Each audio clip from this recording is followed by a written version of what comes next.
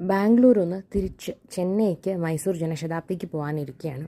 അപ്പോൾ എന്തൊക്കെയാണ് ട്രെയിനിൽ കഴിച്ചെന്ന് കാണിച്ചു തരാം. തിരിച്ചുള്ള യാത്ര എക്സിക്യൂട്ടീവ് ക്ലാസ്സിലായിരുന്നു. വലിയ ചെയറാണ്. മറ്റേ ചെയർ കാറിലാണെങ്കിൽ 3 സീറ്റ്, ഇതാണെങ്കിൽ 2 സീറ്റ്. അതാണ് ഡിഫറൻസ്. അപ്പോൾ കഴിച്ച എന്തൊക്കെയാണെന്ന് വെച്ചാൽ, ആദ്യം ഒരു ടീ, ഞാനിതിൽ ടീ കിട്ടുന്ന നല്ലതാണെന്ന് പറഞ്ഞായിരുന്നു. പിന്നെ ആൽമണ്ട്സ്, പരിപ്പുവട, സാൻഡ്വിച്ച്, പിന്നെ ഒരു സ്വീറ്റ്. ഇതാണ് ഫസ്റ്റ് സെറ്റ് വന്നത്. സാൻഡ്വിച്ച് എത്ര പോരായിരുന്നു, ബാക്കിയൊന്നും വലിയ കുഴപ്പമില്ലായിരുന്നു. അത് കഴിഞ്ഞ് സൂപ്പ് വന്നു. ടൊമാറ്റോ സൂപ്പ് പോലത്തുള്ളൊരു സൂപ്പായിരുന്നു. സൂപ്പ് നല്ല ടേസ്റ്റായിരുന്നു. ഈ കിടക്കുന്നത് പെപ്പറാണ്. സൂപ്പ് എനിക്കിഷ്ടമായി.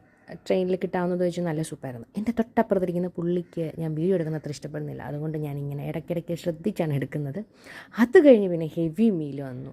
റൈസ്, ചിക്കൻ കറി, ദാൽ കറി, പൊട്ടറ്റോ ഫ്രൈ, പിന്നെ ചപ്പാത്തി, കേട്, പിക്കിള്. ഇതിലെല്ലാം നല്ല ടേസ്റ്റായിരുന്നു. എല്ലാം നല്ല ടേസ്റ്റി ആയിരുന്നു.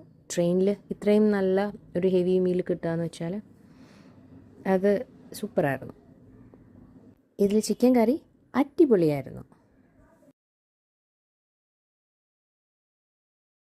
അത് കഴിഞ്ഞാണ് അടുത്ത ഐറ്റം ഐസ്ക്രീം വന്നു. കുറേ നാളായി ഞാൻ ഐസ്ക്രീം കഴിച്ചിട്ട്.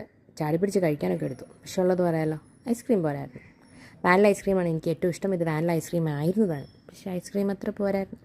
എന്നാലും കിട്ടിയാൽ നമ്മൾ കഴിക്കാതെ വരില്ലല്ലോ. അപ്പോൾ അത്രയേ ഉള്ളൂ. ടാറ്റാ.